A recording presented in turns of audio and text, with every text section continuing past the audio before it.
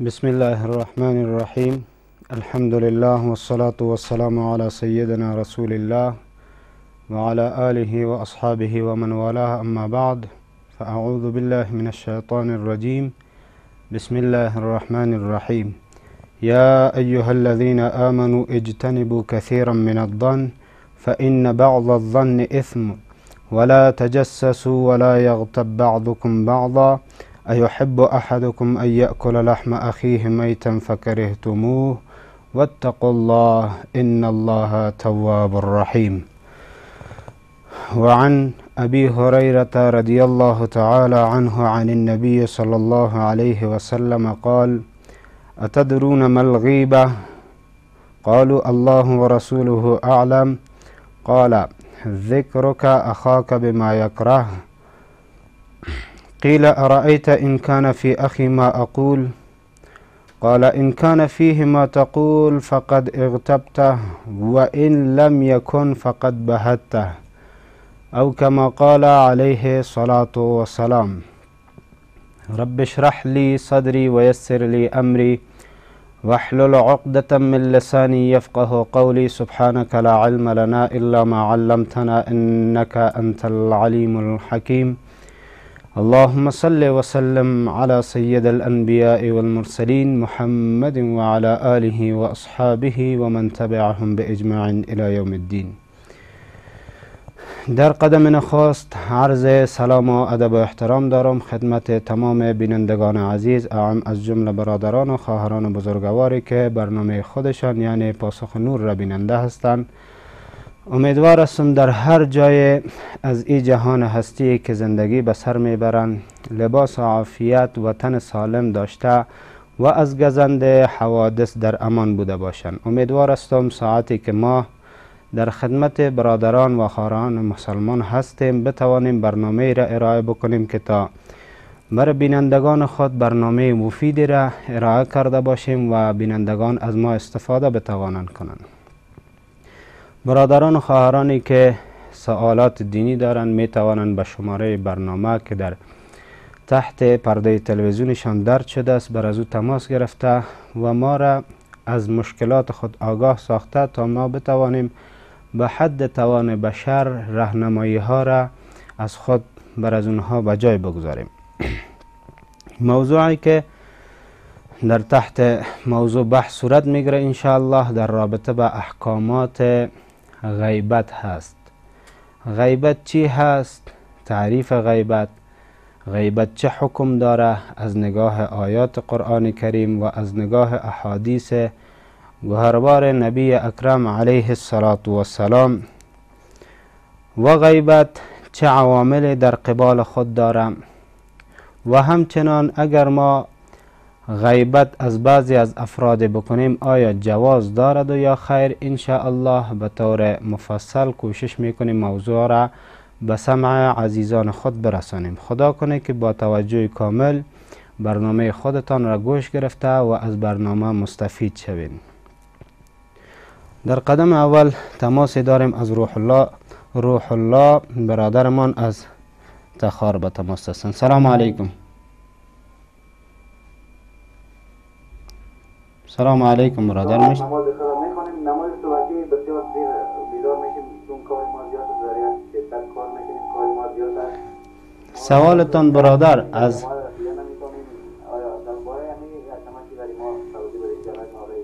درست است، اما ابتدای سوالتان بر من آمده، یک دفعه تکرار کنیم برادر. گفتم دیگه نماز ما نمیخونیم، نماز صبحی را جماعت نمیرسیم، نماز صبحی از کمکی از پیش ما فوت میشود، درباره همین از کمکی که تنی اعتبار گفتم برای ما اطلاع.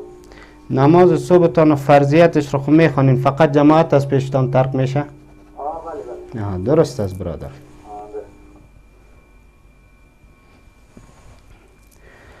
در قدم اول گفتیم که الله کریم جل و علا در رابطه بر مسئله غیبت مهربانی میکنه که یا ایها الذین آمنوا ان اجتنبوا کثیرا من الظن، ای کسانانی که شما با دولت ایمان وابسته هستین، طوق و بندگی خدا جل و علا شانه به گردن نهادین، شما اجتناب بکنین، خودداری بکنین از بسا از گمان ها.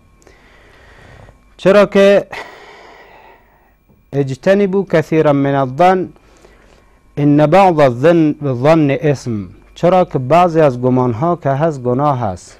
ولا تجسسوا، و همچنین در این مسئله که گمان بد نکنین بر برادر مسلمان، تجسس هم نکنین، جاسوسی هم نکنین. ولا یغتب بعضکم بعضا، و همچنان غیبت نکنین، بعضی خود از بعضی دیگرتان غیبت نکنین. ایحب احدکم ان یأکل لحم اخیه میتا فکرهتموه، آیا شما دوست دارین که گوشت خود مرده برادر خود را بخورین در حالی که این کار را بسیار بد میپندارین؟ محب الله برادرمون از کابل به تماس هستند. سلام علیکم.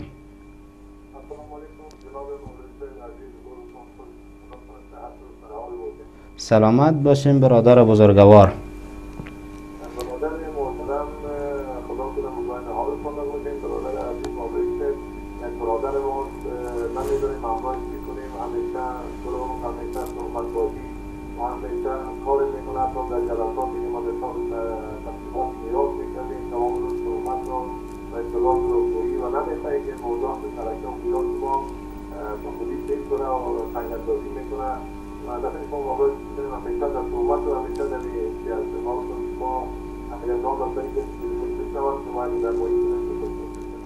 درست است برادر، انشالله در ضمن همین مسئله ما مسئله تهمت هم بیان میشه و مسئله غیبت هم بیان میشه. خدا کنه که برادر عزیز ما هم گوش بگیرن. سلامت باشین عزیز. قبل از اینکه به موضوع ما ادامه بدیم، روح الله برادرمان از ترخار پرسان کردن که نماز صبح ما اکثرا جماعت از پیش ما میمانه، چه کاری رو ما بکنیم که جماعتمان از پیش ما نمانه؟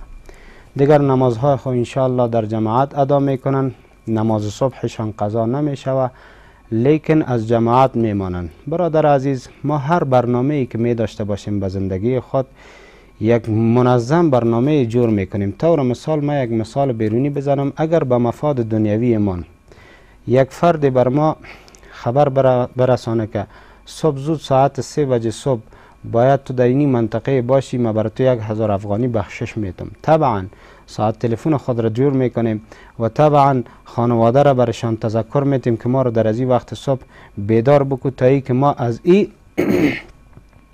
پاداش نیک بی نصیب نمانیم.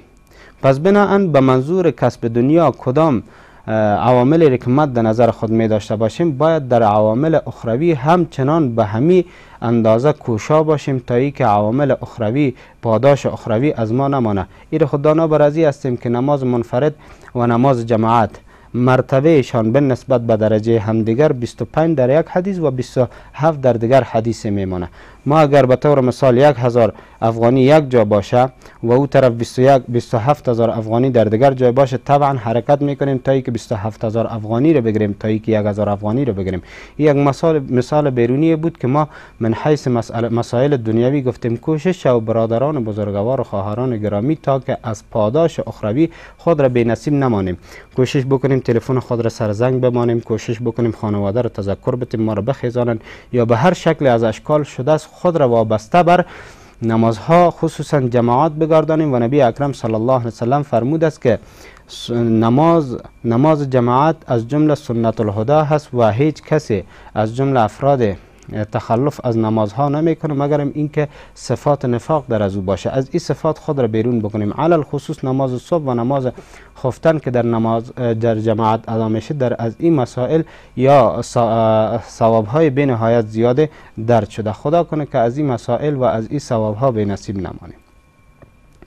و همچنان محب الله برادرمان این مسئله را سوال کردن که ما برادری داریم که همیشه به پشت ما تهمت میزنن یا غیبت میکنن به نسبت بر ازی که ما ترکه میکنیم، میراث را تقسیم میکنیم. برادر ما غیبت و تهمت بر بالای ما میکنن.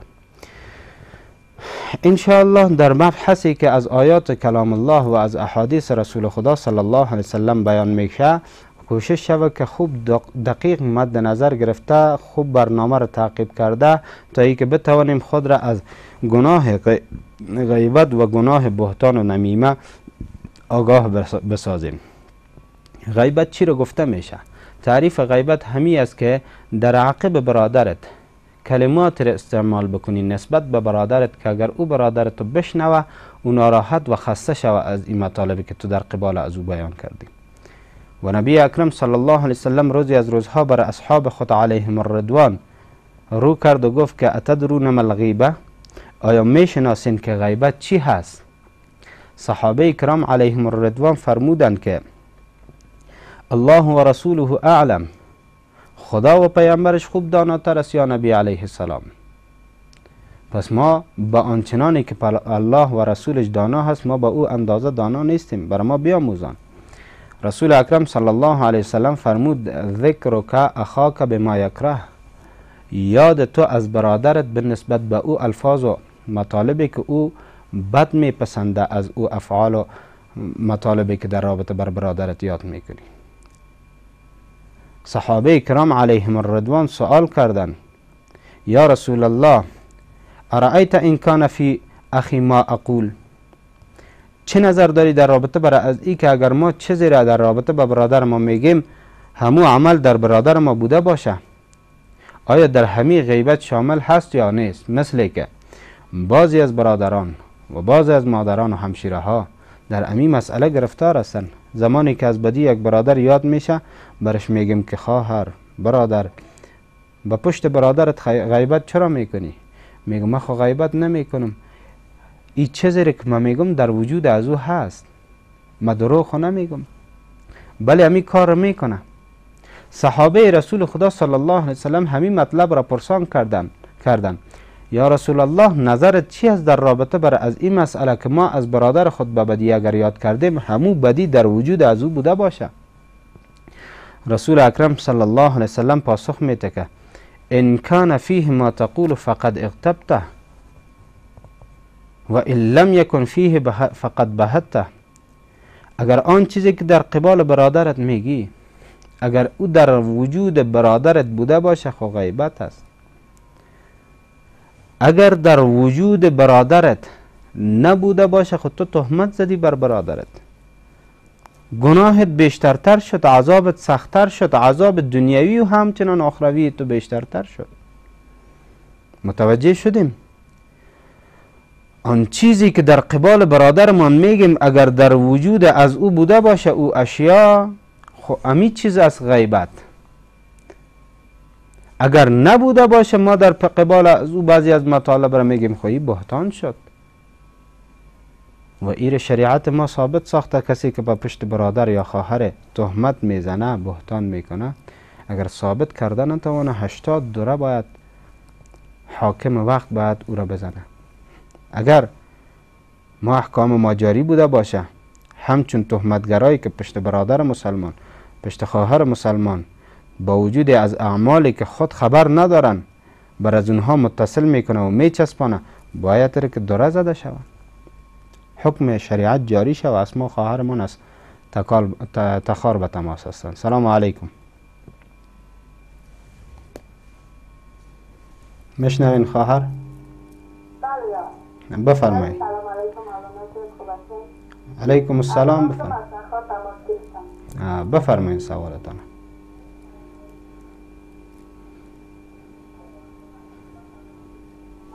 بعضی اوقات معلوم روانم خراب میشه با بالای بعضی اوقات شک میکنم آیا این غیبت مدد شود؟ شک میکنی با پشت سر از او گپم میزنی یا نه؟ بله؟ شک میکنی در مجلس از او با بدی هم یاد میکنی یا نه؟ نه خیر همه که در دلم شک از زمانی بعد درست است. بشنوم خواهر عزیز.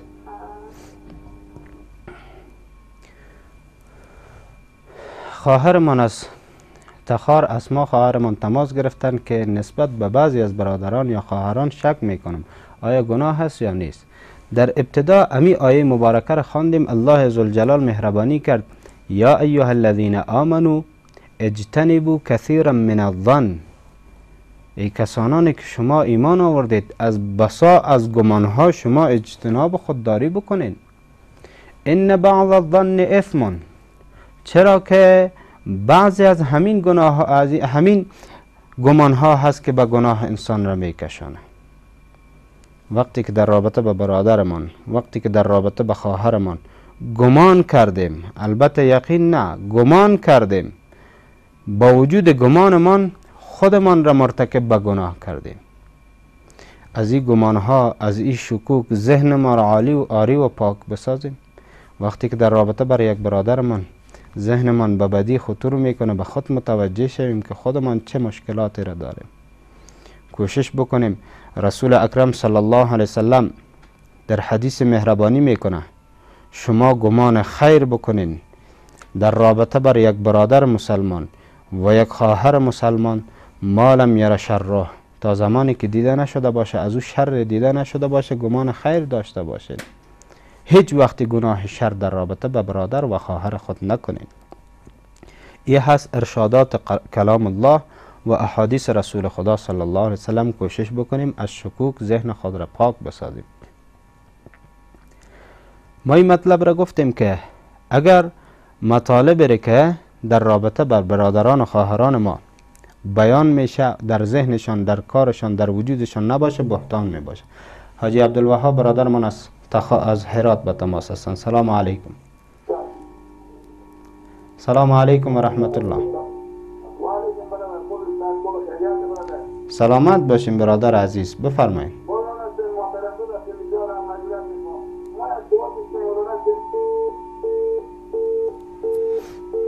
متاسفانه تماس برادرمان را از دست دادیم.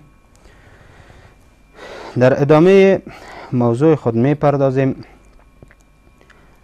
غیبت و یا غیبت، پشت سر برادر و خواهرمان سخن گفتن،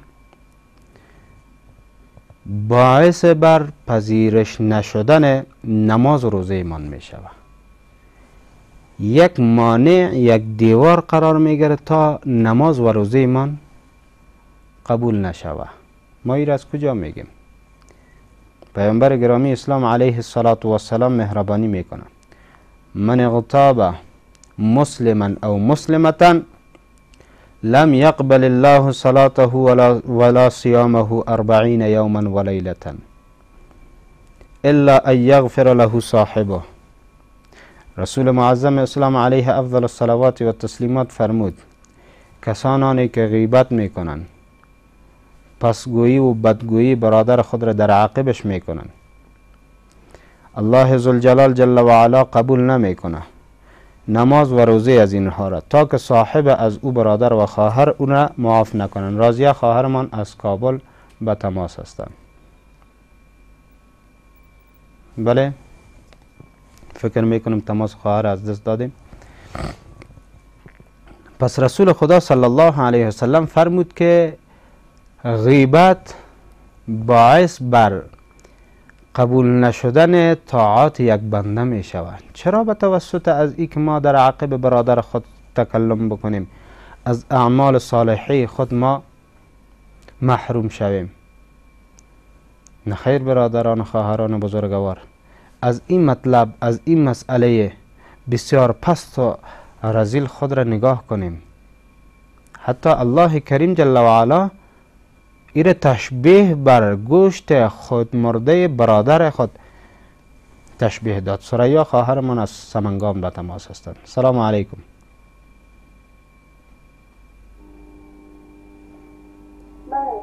سلام علیکم خواهر، بفرمایید. علیکم السلام و رحمت الله، بفرمایید خواهر.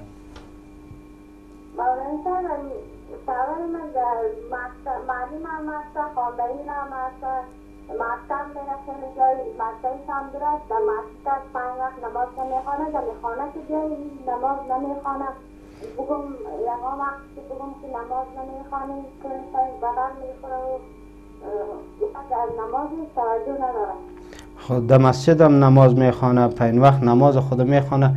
شما کدام نماز منظورتان از بخوانی؟ نه در مکتب میره، مکتب معلوم هست در مکتب که میره همونجا در مکتب یا دفتر میرون همونجا میخوانه، در خانه که جایی نماز نمیخوانه.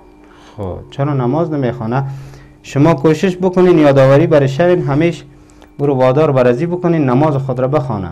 شما چی میدانین در مکتب میخوانه؟ در مسجد هستن، در مسجد هستن، مکتبشان جای خودش نیست، در مسجد میشنم بعد وقت در مسجد هستن با نماز میخوانن. درست است. بشنوین خواهر.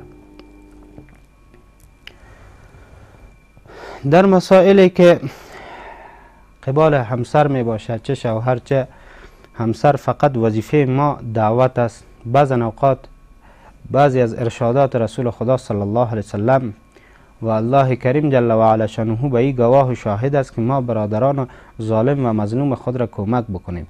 یکی از اسباب ظلم همی هست که خود ما بر بالای خودمان ظلم میکنیم. همی که طاعت الله کریم جل و علا را ما بجا نمی آوریم، این یک نوع ظلمی هست که ما علیه خود میکنیم. پس وقتی که ما علیه خود ظلم میکنیم، باید همسر یا شوهر یا برادر یا خواهر مانع از برای از این ظلممان شود. اگر نمیشد با امرایش قهر بکنیم که همسر عزیز اگر نماز میخوانی فبها، طاعت خدا جل و علا را بجا میاری فبها، ورنه به همراه تو ما گپی نمیزن. و امثال مختلف کارهایی را که ما بتوانیم اونها رو وادار بر ازی بکنیم که نماز بخوانند. ترک صحبت، ترک خوراک و هم نشینی با ایشان. کوشش بکنیم که باعث بر از این شویم که چه شوهر باشه چه خواهر چه همسر باشه، باید داره که او همسر ما علیه نماز عمل بکنه. عبدالولی برادرمان از لوگر به تماس هستند. سلام علیکم. سلام علیکم برادر، صدای ما رو دارین؟ بله سلام علیکم مولوی صاحب محترم. علیکم السلام و رحمت الله. برادر بفرمایید. بله میشنوید مولوی صاحب؟ مشنوم برادر، مشنوم، بفرمایید. گفتم در این نمازها مولوی صاحب، در این نماز که 4 رکعات همین که قل یا الکافرون و قل والله احد و قل اعوذ برب الفلق و اعوذ برب الناس هم میخوانیم و در گفتن 3 رکعات توجید چرا مثلا باید تو کرسی شریفه این برای ما یک نظر بده. درست است برادر عزیز، بشنوید. برادرمان عبدالولی از لوگر به تماس بودند، سوال کردند که در نمازها کدام سوره ها را بخوانیم. الله کریم جل و علا مهربانی میکنه فقرؤوا ما تیسر من القرآن. شما قرائت بکنین از هر آن جایی که آسان است برای شما قرآن کریم تلاوت بکنین. فقط یک چیز را مد نظر بگیریم، وقتی که در نمازهای خود قرائت میکنیم، رکعات اول، رکعات دوم، سوم و چهارم ما بعدها باید به طرف پیش رو قرآن کریم تلاوت بکنیم. به طور مثال میگیریم، اگر در رکعت اول قل یا ایها الکافرون، اگر این سوره مبارک را تلاوت کردیم، ما بعد سوره اذا جاء سوره نصر میاد باید او را تلاوت بکنیم، بعد از او سوره تبت میاد او را تلاوت بکنیم. به همین شکل به طرف اخیر قرآن کریم بریم، به طرف عقب نبیاییم که به طور مثال ما سوره قل اعوذ برب الناس، سوره ناس را و در رکعت دوم سوره فلق را تلاوت کنیم. خلاف مستون طریقه است و به کراهیت نماز کشانیده میشه. فقط هر جایی که بر ما و شما آسان است از تلاوت قرآن کریم، از همون جا شروع بکنیم، برویم به طرف پیش رو. مشکل نداره، هر سوره ای که میخوانیم متعین نیست، فقط در نمازهای فرضیه. در رکعت اول ملزم سوره فاتحه الحمدلله، یک سوره دیگر یا 3 آیات کوتاه یا 1 آیات طولانی رو میخوانیم، یا همچنان یک سوره متوسط یا کوتاه رو میخوانیم. به همین شکل در رکعت دوم دیگر سورت را میخوانیم، در رکعت سوم ما بعد از او رو میخوانیم و در رکعت چهارم ما بعدش را. هیچ کدام مشکل نداره اگر نمازها سنتی باشه یا نوافل باشه. اگر فرایض باشه در همین 2 رکعت اول خواندیم کافی است. و همچنان در نماز وتر در هر 3 رکعتش ما و شما به همراه سوره الحمدلله یک سوره دیگه یا 3 آیات یا 1 آیات طولانی رو میخوانیم. این هم فرق نمیکنه، فقط آیاتی که بر ما و شما آسان بوده باشه تلاوت بکنیم. فقط کوشش بکنیم به عقب نیاییم، پیش رو برویم. انشالله خدا کنه که برادرمان جواب خود را گرفته باشه. رسول خدا صلی الله علیه وسلم فرمود کسانی که غیبت برادر مسلمان یا خواهر مسلمان خود را میکنه، پس از این انسان 40 شبانه روز نماز روزه از این قبول نمیشه. حال فیصله به دست خود ما و شماست. زحمت میکشیم، وضو میگیریم، زحمت میکشیم، از صبح تا به بیگاه روزه میگیریم، ولی کن غیبت برادر مسلمان میکنیم. اجر و پاداش از این نمازت و اجر و پاداش از این روزت از بین میروه. غیبت کننده حکمش را دانستیم در دین حرام مسئله هست. یک مطلب دیگر ما شاید از این به غفلت بوده باشیم. آیا شنونده غیبت در چه حکم گرفتار است؟ یکی غیبت کننده هست و دوم کسی که غیبت را میشنوه آیا در گناه از او برادر خود ای هم گرفتار هست یا خیر؟ بیایم ایرم از یکی از جمله اکابر و بزرگان و ممکن حدیث از رسول خدا صلی الله علیه وسلم مهربانی میکنن: السامع للغیبت کالمغتاب.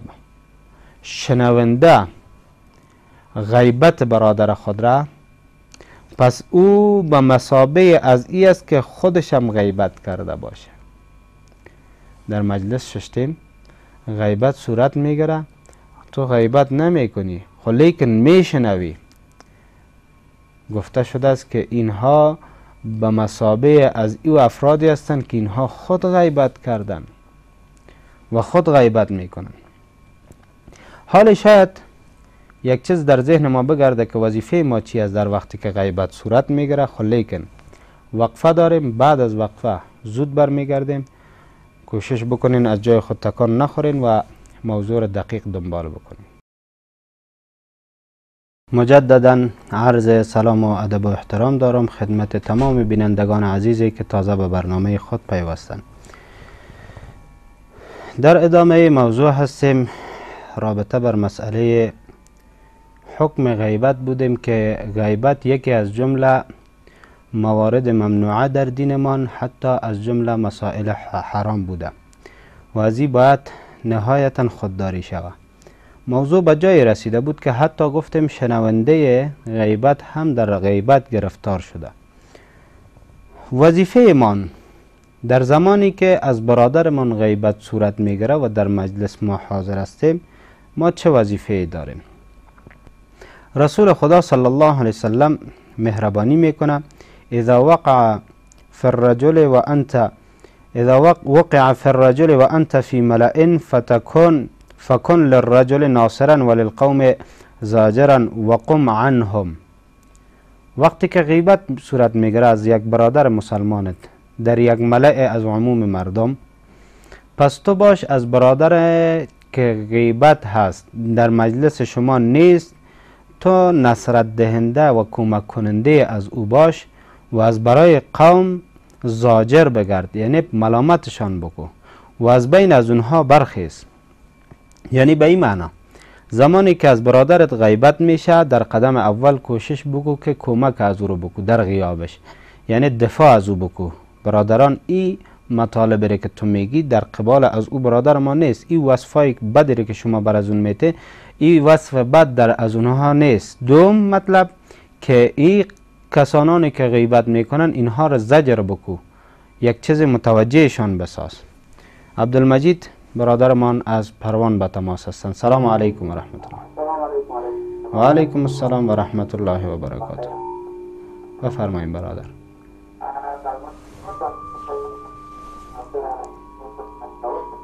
جای خوبتر انتخاب بکنین برادر.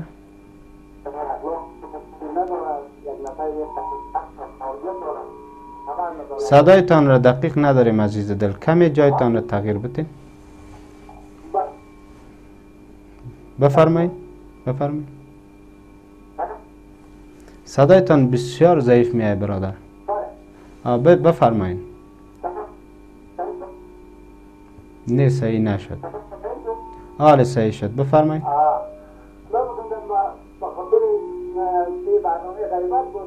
بعد کسایی که اخلاق خوب نداره یا کسی نامونه کسی جنمامیه میکنه همای اداره دیگه منشاوری میشه که این آدم اخلاق خوب نداره کسی پولیس سیده کسرال پیدا میکنه از او آدم بدگوشت میکنه.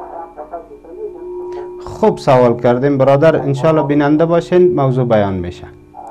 جزاکم الله. برادرمان عبدالمجید از پروان سوال کردن در رابطه بر از این مسئله که بعضی از افراد خوب اخلاق ندارن، در جاهای ممکن ضرورتا از اونها وصف بدیشان یاد شود چه حکم داره. انشاءالله در از این بحث ما همه هم خوشبختانه که میآید. خوب دقیق باشیم برنامه را تعقیب بکنیم، انشاءالله جوابشان گفته میشه. خب آل رسول خدا صلی الله علیه و سلم فرمود که در غیاب برادرت کسی غیبت میکنه دفاع از او رو بکو، کسانانی که غیبت کننده هستند اونها را زجر بکو، توبیخشان بکو و از اون مجلس از اونها برخیز. این وظیفه ماست در مجلس اگر غیبت صورت میگیره. خب گیرم آل ما در مطلب غیبت خودمان دچار شدیم یا شنیده باشیم، حال دیگر شاید روی نداشته باشیم که به پیش برادرمان برویم از او بخشش بطلبیم. چه ارشادات را دینمان رسولمان علیه السلام بر ما راهنمایی کرده. خوب دقیق شویم. رسول خدا صلی الله علیه وسلم فرمود کفارة الاغتیاب ان تستغفر لمن اغتبته. کفاره از برای غیبت هایی که صورت گرفته او ای است که بر برادری که تو غیبتش را کردی طلب مغفرت بکنی. حال به ذهن خودت میگرده که ما اگر بروم بر از او برادرم بگم که ما غیبتت را کردیم، شاید به امرای ما دشمنی بگیره، شاید از پیش ما خفه و ناراحت شوه. خب به هر الملحوظاتی که میشوه تو نمیروی از او بخششی بگیری، ولی کوشش میکنی که تو بخشیده شوی از این گناه. چه عمل باید انجام بدی؟ عملت ای است که باید بر از او طلب مغفرت بکنی. پروردگارا او برادر ما که ما غیبتش را کردیم، تو مغفرت از گناهانی که او کرده باشه مغفرتش بفرما. انشاءالله الله ذوالجلال جل و علا شانه به توسط همی دعایت در غیاب برادرت، امی غیبتی که انجام دادی گناهت را معاف میکنه. کوشش بکنیم هر کسانانی که غیبت کرده باشیم در حقشان دعا بکنیم.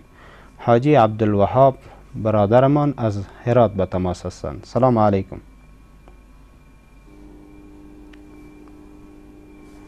بفرمایین برادر.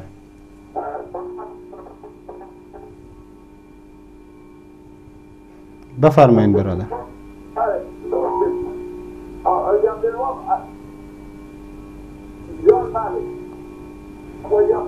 از ایران مسائل که فاتحه بعد از صلح یک انسان ندارن، مسائل فاتحه بعد از صلح یک انسان در وقت جنازه دفن میشه مولانا شد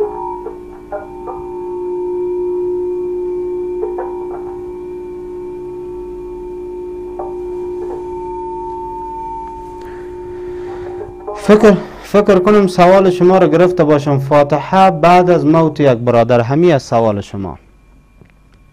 برادرمان حاجی صاحب عبدالوهاب از هرات سوال کردند که فاتحه خوانی بعد از ای که یک برادر فوت میکنه و او در خاک سپاریده میشه، بعد از او باز یک فاتحه خوانده میشه علیه از او برادر مسلمان ثوابش بخشیده میشه، آیا در دین جایگاه دارد یا خیر؟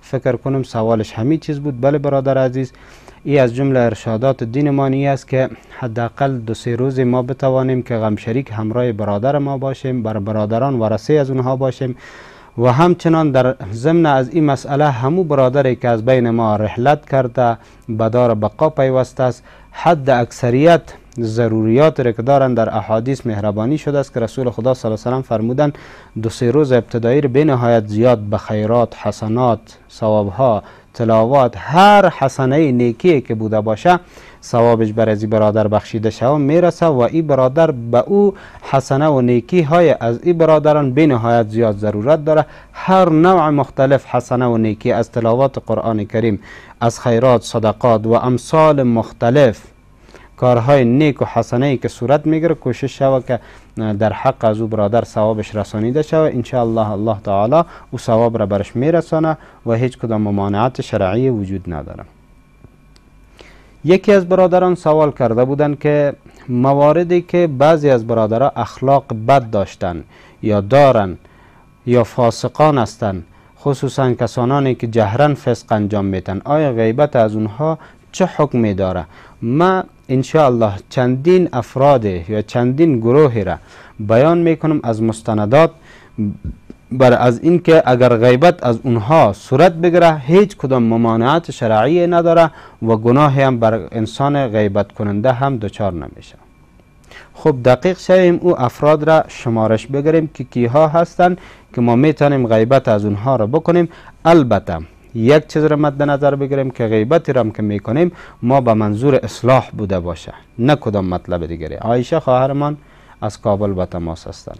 سلام علیکم. بله خواهر میشنوین. سلام علیکم.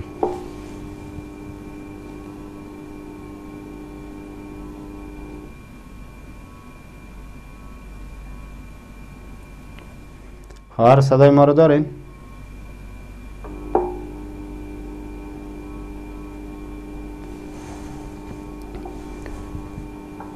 بله متاسفانه تماس خواهرمان قطع شد.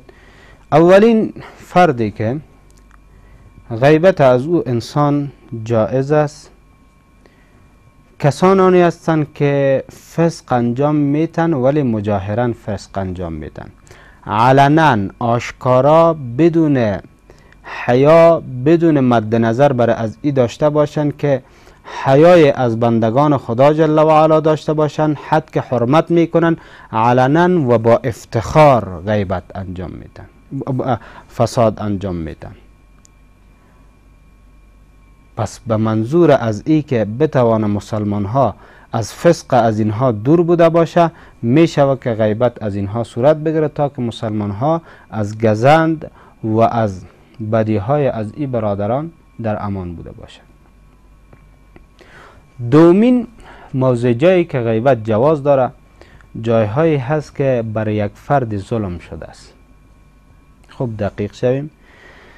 برای یک برادر ظلم شده است، آلی همی برادر خواهان از ای است که باید عدالت جاری شود و امو حق از ای از او ظالم گرفته شود نزد حاکم، نزد مفتی یا نزد هر کسی که میتوانه حق از ای را از ظالم بگیره، با پیش از او غیبت از ای برادر را میکنه. راضیه خواهرمان از کابل به تماس هستند. سلام علیکم. سلام علیکم. علیکم السلام و رحمت الله. خواهر بفرمایید. سلامت باشین خواهر. بفرما. مشنوم بفرما.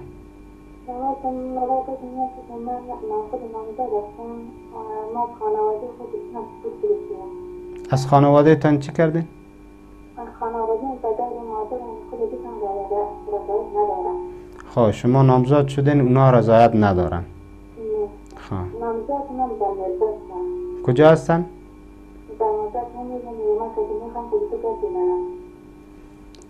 نامزاد شما کجا هستن؟ چی میشه؟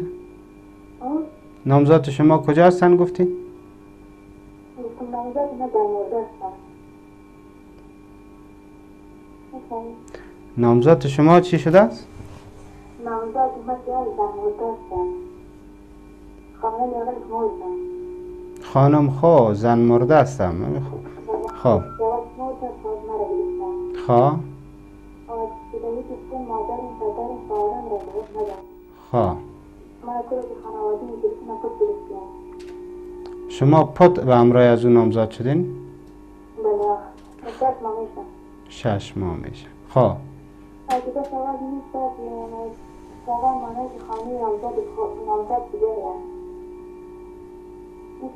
میشنم بگوین سوالتان. شما خانه نامزادتان میری یا نامزادتان میان؟ خب شما نکاح کردین؟ چه رقم نکاح کردین؟ شاهدای نکاحتان کی بوده؟ پدر مادرت خو خبر نداره؟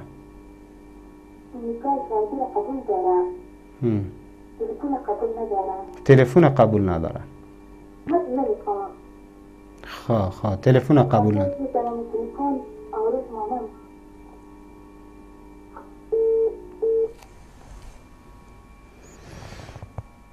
خواهرمان راضی از کابل سوال کردن که 6 ماه هست نامزاد هستن به همراه کسی که او همسرش فوت شده است. خب به این هیچ کدام عیبی نیست که اگر همسرش فوت شده حتی زنده هم باشه همسرش کدام عیبی نیست، مشکل شرعی به این متوجه نیست.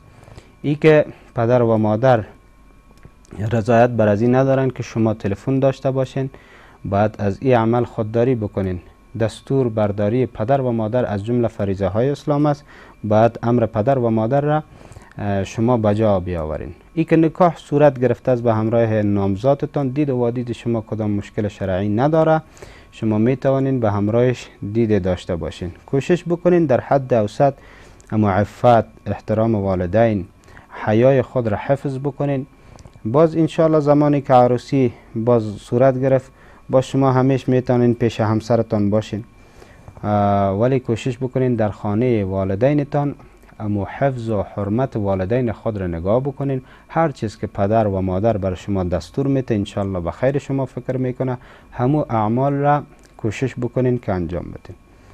خب دوم شخصی را که گفتیم که غیبت از اونها جواز داره، کسی که بر بالای ظلم شده به پیش حاکم از ظلم از او فرد شکایت میکنن. روح الله برادر من از بدخشان به تماس هستند. سلام علیکم و رحمت الله. جناب مولوی صاحب، در ارتباط یعنی که ما نامزاد هستیم اجابت قبول شدیم، اگر مثلا یگان شب اگر کسی نامزاد خود برای آیا این گناه داره یا نداره؟ درست است برادر، بشنوید.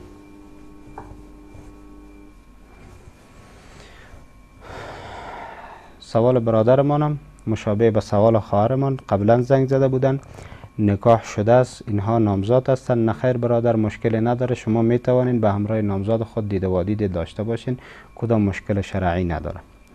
خب توانست که گفتیم که برادر به پیش حاکم از او کسی که بر علیه عزیز ظلم کرده شکایت بکنه که بر بالای ما چنین ظلم کرده، چنین ظلم کرده، چنین ظلم کرده، میتونه و هیچ مشکل شرعی نداره. سومین موردی که غیبت جواز داره در رابطه به مسئله مشورت خواهی. طور مثال یک کسی است که دخترش به پشت دخترش یک جوان خواستگاری میه و این پدر دختر یا برادر دختر به همراه تویی که معلومات داری در قبال از این جوانی که خواستگار است به پیش تو آمده و از در رابطه بر از این برادر از پیش تو پرسان میکنن که این چه رقم خوی و خواست داره. تو میتوانی عادلانه از حد نگذرانی، چنانی که حق است مسائل را بیان کرده که این فرزند که به پشت دخترشان میایه آیا انسان خوب است و یا بد است. شگوفه خواهرمان از کابل به تماس هستند. سلام علیکم. سلام علیکم خواهر، بفرمایید. سلامت باشین، بفرمایید خواهر. بفرمایید.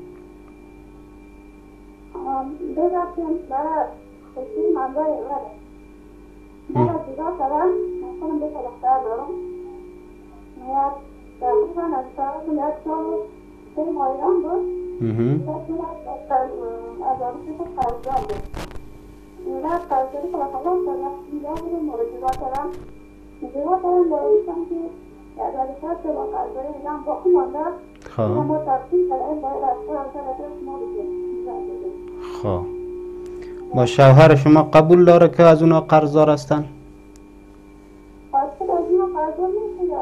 از عروسی خود قرضدار است؟ خب خیلی پیسه را به چی مبنا طلبان هستن از شوهر شما؟